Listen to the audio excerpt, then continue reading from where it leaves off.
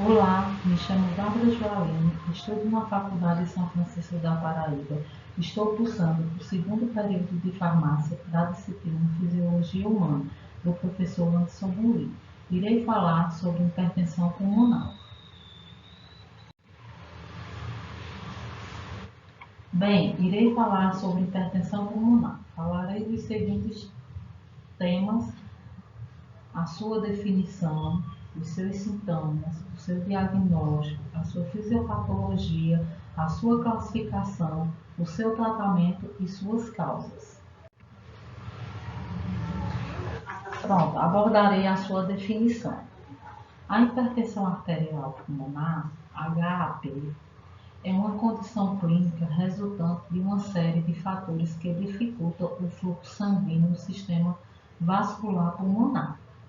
Em condições normais, a artéria pulmonar transborda o sangue pobre em oxigênio do lado direito do coração até os pulmões. Ali ocorre a troca gasosa, ou seja, o gás carbônico é eliminado e substituído pelo oxigênio. O sangue, agora rico em oxigênio, caminha das veias pulmonares até o lado esquerdo do coração. É então bombeado para todo o corpo.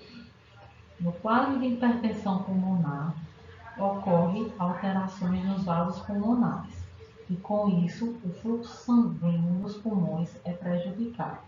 Diante dessa dificuldade em fazer o sangue fluir normalmente, o lado direito do coração é obrigado a bombear o sangue com maior intensidade, elevando a pressão arterial desse órgão.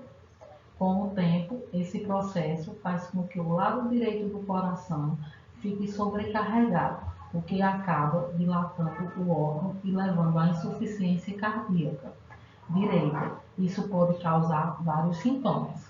Agora, irei falar sobre os sintomas.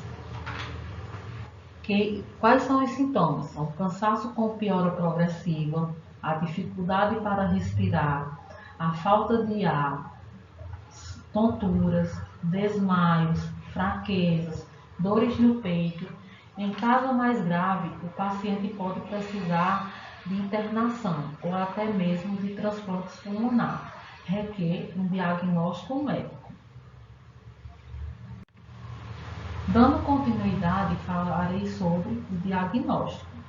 O diagnóstico se dá por suspeita clínica, com base nos achados semiológicos, como dispneia aos esforços associados a síncopes. Além disso, por ser um diagnóstico de exclusão, deve-se realizar metas para o diagnóstico, como a confirmação objetiva da preservação de hipertensão pulmonar, determinar a resposta cardíaca e caracterizar o tipo de hipertensão pulmonar, associada ou idiopática.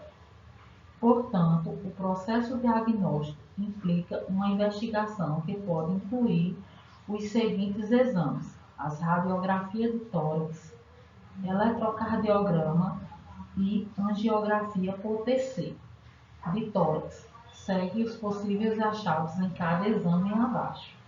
As radiografias de tórax, elas são indicadas no aumento do diâmetro do ramo descendente da artéria pulmonar, maior 16 mm à direita e maior 18 mm à esquerda, e artérias pulmonares aumentadas.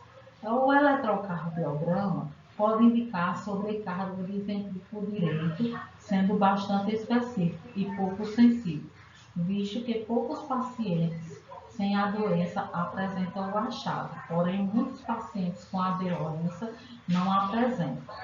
A angiografia por TC é a avaliação da circulação pulmonar e do parênquima pulmonar. Agora abordarei a sua fisiopatologia.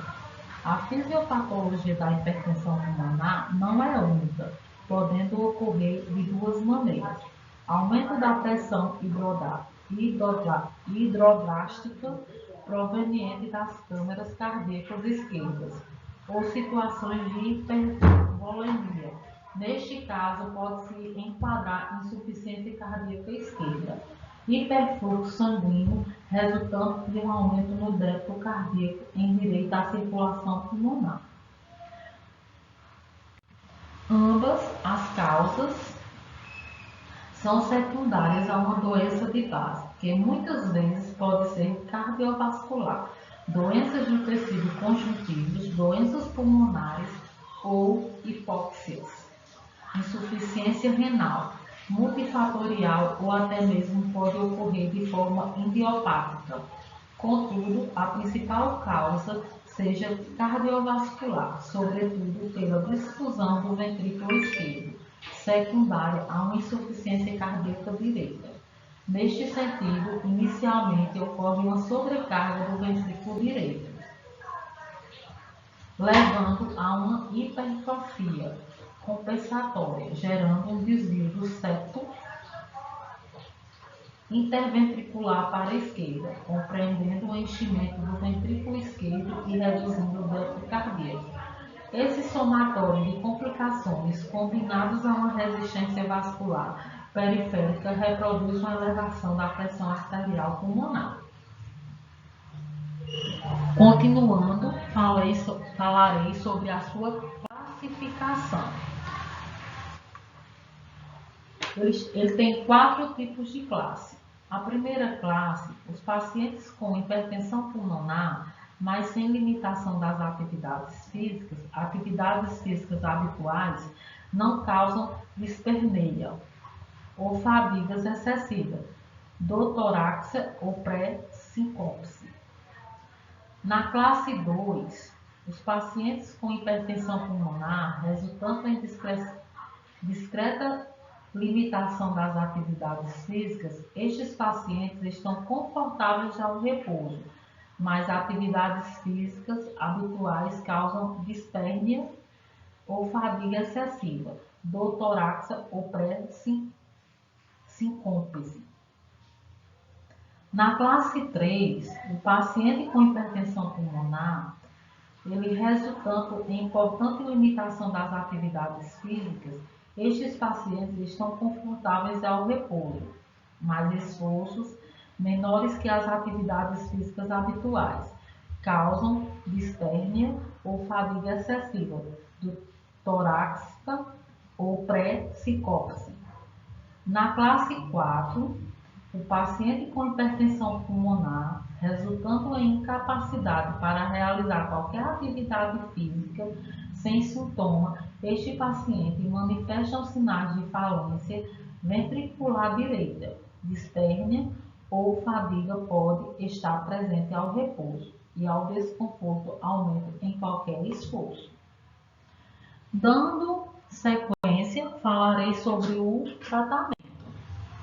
Ainda não há cura para a hipertensão pulmonar, mas existe tratamento eficaz que aliviam os sintomas, reduzem a mortalidade e trazem qualidade de vida aos pacientes.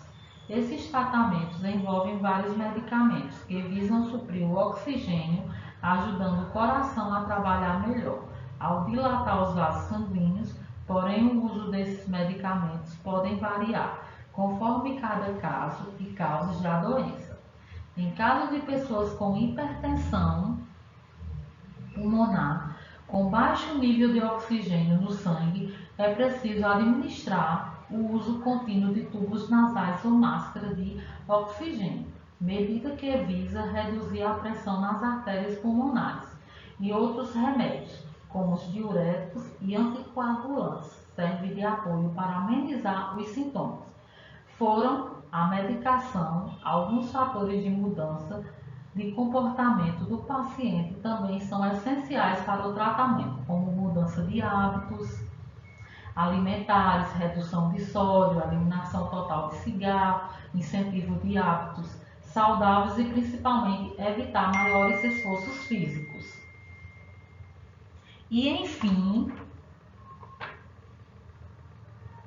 falarei sobre as causas da doença.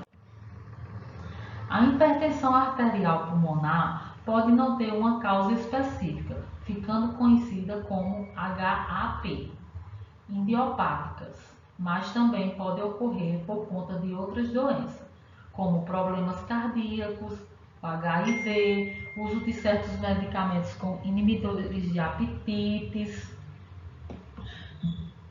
doenças cardíacas esquerdas, que é a insuficiência cardíaca e doença cardíaca valvular, difusão pulmonar ou níveis abaixo de oxigênio, doenças crônicas que causam coágulos. Então, agradeço a todos por terem visto até o final o meu vídeo e muito obrigada.